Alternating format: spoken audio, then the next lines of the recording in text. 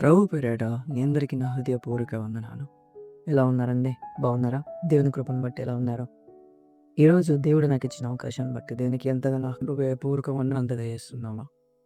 ఈరోజు నేను మనం నీతిమంతులుగా ఉండుట ఎలా? అసలైన నీతిమంతుడు ఎవరు?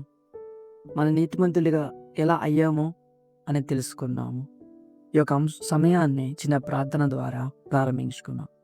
మహాపరిశుద్ధుడు మా యేసుక్రీస్తు రాజా, నీ బంగారు పాదాలకు వందనాలు నాయన. నీవే కృప చూపి ఒక సమయంలో నాయన నీవే మా నోరుని బురుగా చేసుకొని నీ బిడ్డలతో మాట్లాడమని యేసునామములో అడుగుతున్నా తండ్రి. ఆమేన్. ఈ యొక్క ఆన్లైన్ సర్వీస్లో ఆన్లైన్లో చూస్తున్న మీ అందరికీ నా హృదయపూర్వక వందనాలు. దేవుడు ఈ యొక్క సమయాన్ని అనుగ్రహించి మీరు ఇలా వీక్షిస్తున్నందుకు నా హృదయపూర్వక వందనాలు. దేవునికి నా హృదయపూర్వక వందనాలు తెలియజేస్తున్నాను. ఈరోజు మనం నిజమైన రక్షణ ఎలా పొందాలా? నిజంగా మన నీతిమంతులుగా తీర్చబడుట ఎలా? అసలు మనం నీతిమంతులుగా ఉన్నామా లేదా? దేవుని దృష్టిలో మనం ఎలా ఉన్నామా అనేది ఒకసారి మనం పరీక్షించుకుందాం. ఈరోజు నేను ఒక చిన్న ప్రాక్టికల్ ఎక్స్పెరిమెంట్ ద్వారా ఈ యొక్క సమయం అంతా దేవుడికి మహిమకరంగా ఉండాలని ఒక ప్రాక్టికల్ ఎక్స్పెరిమెంట్ మీ ముందు పెడతాను. మీరందరూ దాన్ని గమనించారని కోరుకుంటున్నాను. దీని ద్వారా మీరు ఎలా ఉన్నారు అని మిమ్మల్ని పరీక్షించుకోండి. ఒకసారి మనము మన సత్యగ్రంథంలో దేవుడు మనకు అనుగ్రహించిన దివ్యవాక్యాన్ని మనం తెరిచినట్లయితే అపోస్తలుడైన పౌలు రోమిలికి రాస్తున్న పత్రిక 5వ అధ్యాయము 19వ వచనం చదువుకుందాం. ఇక్కడ దేవుని వాక్యం ఏమంటుందంటే, ఎలయనగా ఒక మనిషిని అవిధేయత వలన అనేకులు పాపులుగా ఎలాగూ చేయబడిందో అలాగే ఒకని విధేయత వల్ల అనేకులు నీతిమంతులుగా చేయబడుదురు. ఇక్కడ దేవుని వాక్యం చెప్తుంది ఏంటంటే, ఎలయనగా ఒక మనిషిని అవిధేయత వలన అనేకులు పాపులుగా ఎలాగూ చేయబడిరు.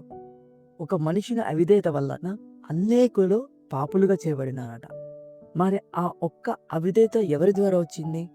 మరి ఆ అవిధేయత పురుషుడు ఎవరో ఒకసారి మనం చూసుకుందాం. మనం ప్రతి ఒక్కటి దేవుడు మనకి సత్యగ్రంథంలో మనకు రాయబడినది మన అందరికీ తెలిసిందే. ఆదికాండము 2వ అధ్యాయము 15-17 వచనాలు నేను చదువుతున్నాను, వినండి. మరియు దేవుడైన యెహోవా నరుని తీసుకొని ఏదెను తోటను సేద్యపరచుటకు దాని కాచుటకు దానిలో ఉంచెను.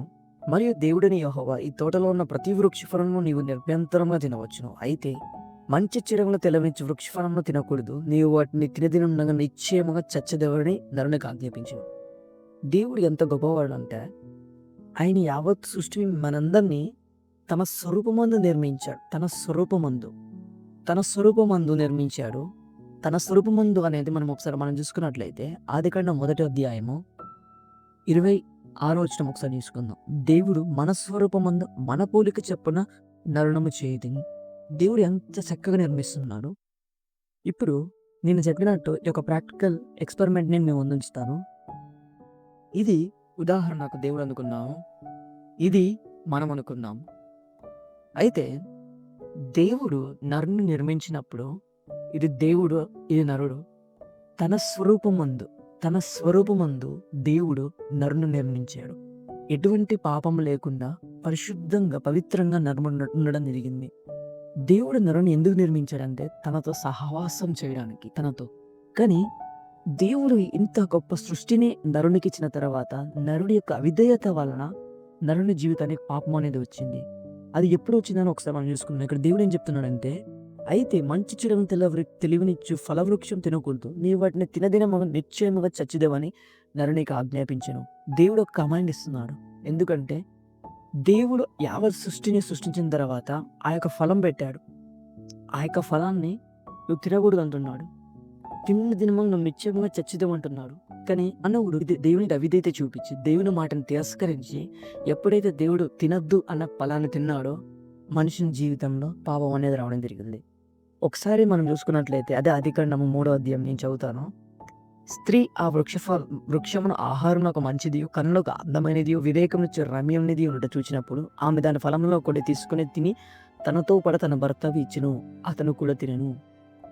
దేవుడి యొక్క చక్కని నిర్మాణంలో ఆయన యొక్క నరుడు ఏం చేశాడంటే, దేవునికి విధేయత చూపెట్టకుండా అవిధేయత చూపెట్టి ఈ యొక్క ఎప్పుడైతే తినకూడని ఫలం తిన్నాడో మనిషి జీవితంలో పాపం అనేది వచ్చింది. దీన్ని నేను సిన్ అంటున్నాను. ఎప్పుడైతే నరుడు ఆ యొక్క తినకూడని ఫలం తిన్నాడో దేవుని తన స్వరూపంలో ఉన్న నరుల్లో ఈ యొక్క పాపం అనేది ఎంటర్ అవ్వడం జరిగింది.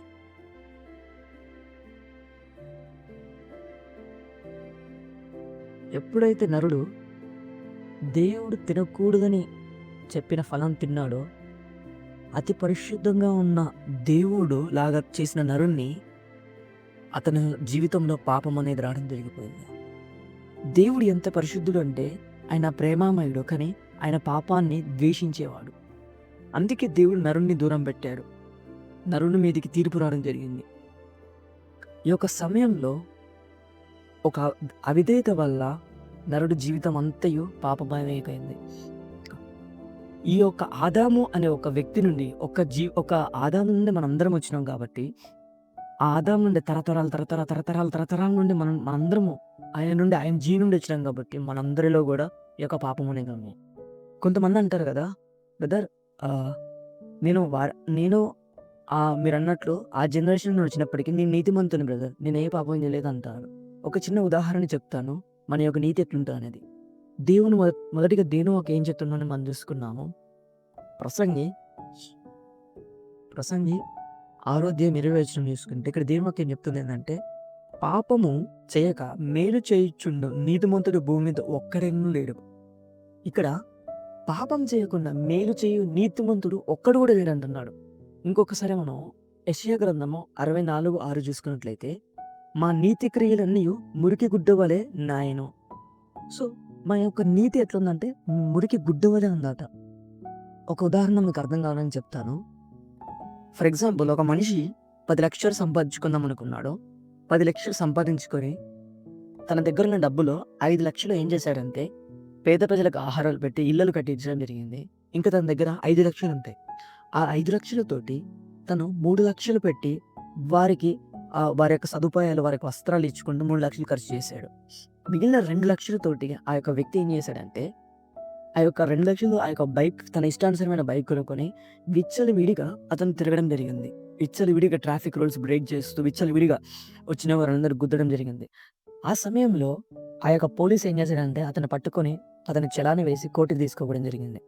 ఎప్పుడైతే అతను కోర్టుకు తీసుకుపోయిన తర్వాత ఆ యొక్క మనిషి చెప్తున్నాడు ఏంటి అంటే, ఆ యొక్క జడ్జి అంటున్నాడు, బాబు మీరు ఈ యొక్క సమయంలో ఇంతమందిని హిట్ చేసుకుంటూ ట్రాఫిక్ రూల్స్ని బ్రేక్ చేసినందుకు మీరు ఇలాంటి చలానా కట్టండి, మీరు జైలుకి పోవాల్సిందే అన్నాడు. ఆ సమయంలో ఆ వ్యక్తి అంటున్నాడు ఏంటంటే, అయ్యా మీరేం చెప్తున్నారు, నేను నా దగ్గర ఉన్న 10 లక్షల సొమ్ముతోటి 5 లక్షలు ఇతరులకు అన్నదానాలు పట్టించాను, ఇల్లు కట్టించాను. 3 లక్షలు వేరే వాళ్ళకి సదుపాయాలు తీర్చి వాళ్ళ అవసరతలు తీర్చిన, నా దగ్గర ఉన్న 2 లక్షలతోటే నేను నా బైక్ కొట్టుకుని ఇష్టానుసారం పైన అసలు తప్పేముందయ్యా అంటున్నాడు. మన జీవితంలో కూడా అంతే. మనం కూడా ఇలానే ఆ సమయంలో ఆ యొక్క జడ్జి అంటున్నాడు ఏమంటే, బాబు నీవు 10 లక్షలు సైతం ఇచ్చి నీ బట్టలు సైతం చింపుకొని వాళ్ళకి దారాలను ఇచ్చినా నీవు చేసుకున్న తప్పుకి ఎవరు వెళ్ళ చెల్లిస్తారు బాబు? నువ్వు తప్పు చేసినావు కాబట్టి నీకు శిక్ష పడాల్సిందే బాబు అంటున్నారు. అదేవిధంగా మన జీవితంలో కూడా కీడు చేయక మేలు చేయి నీతిమంతుడు ఒక్కడూ లేడని దేవుని వాక్యం సెలవిస్తుంది. ఒకసారి మనం పరీక్షించుకున్నాము. ఆ యొక్క వ్యక్తి ఎలాగో అనుకున్నాడో మన జీవితంలో కూడా మనము కీడు చేయక మేలు చేస్తున్నాం అంటున్నామంటే అది మన భ్రమే, అది మన అవినీతి. ఎప్పుడైతే నరుడి జీవితంలో ఈ పాపం అనేది ఎంటర్ అయింది, మరి ఎలా, దీనికి పరిష్కారం ఎలా, ఈ పాపం నుండి మనకి విముక్తి ఎలా అంటే అది దేవుని వాక్యం మనకు సెలవిస్తుంది. ఒకసారి మనం చూసుకుందాము. రోమిలికి రాసిన పత్రిక 5:8 ఇక్కడ ఏం చెప్తున్నాడంటే, అయితే దేవుడు మన ఎడల తన ప్రేమను వెల్లడిపరుచున్నాడు. ఎట్లనగా మనం ఇంకమును పాపులమై ఉండగానే క్రీస్తు మన కొరకు చనిపోయాను, కాబట్టి ఆయన రక్తము వలన ఇప్పుడు నీతిమంతులుగా తీర్చబడి మరింత నిశ్చయంగా ఆయన ద్వారా ఉగ్రత నుండి రక్షింపబడతాము. ఇక్కడ చూడండి దేవుని వాక్యం ఎంత మంచిగా చెప్తున్నాడు. ఆయన రక్తము ద్వారా, ఎవరి వ్యక్తి అంటే స్వయంగా యేసుక్రీస్తు ప్రభువే ఈ యొక్క శరీరధారిగా ఈ భూమి మీదకి వచ్చి, పాపము లేకుండా ఈ యొక్క భూమి మీదకి వచ్చి యేసు ప్రభు శరీరధారిగా ఉండి మన కొరకు, మన పాపాల కొరకు ఆ కల్వరి శిలువలో మరణించడం జరిగింది. క్రీస్తు రక్తము అంటే మనం ఇంకనూ పాపలమై ఉండగానే క్రీస్తు రక్తం మన కొరకు చనిపోయి మనలను ఏం చేసిందంటే నీతిమంతులుగా చేసింది.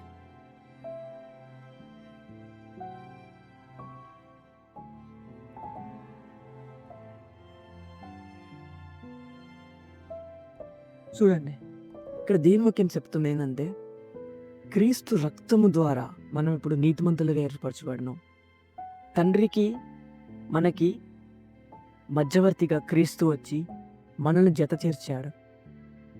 ఇది ఎలా సాధ్యమైంది అంటే, స్వయంగా దేవాది దేవుడే ఒక్కని విధేయత వలన మనందరం నీతిమంతులుగా తీర్చబడినాం.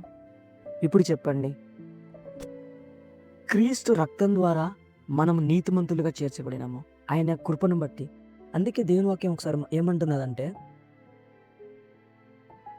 ఎలా అనగా, అలాగే ఒక్క విధేయత వలన అనేకులు నీతిమంతులుగా తీర్చబడుదురు. ఒక్కని విధేయత వలన, క్రీస్తు వలన మనలో ఉన్న ప్రతి ఒక్క పాపం అంతయు పోయినది. దేవునికి మహిమ కలుగును గాక. దీనికి మనం ఏం చేయాలి?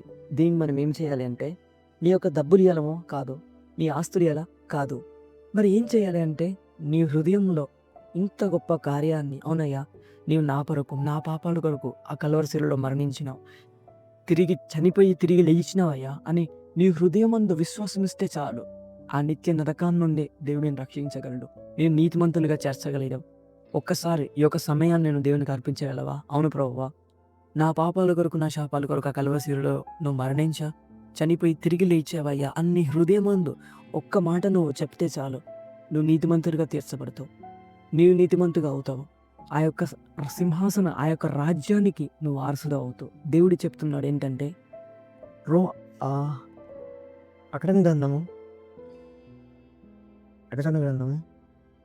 21వ అధ్యాయము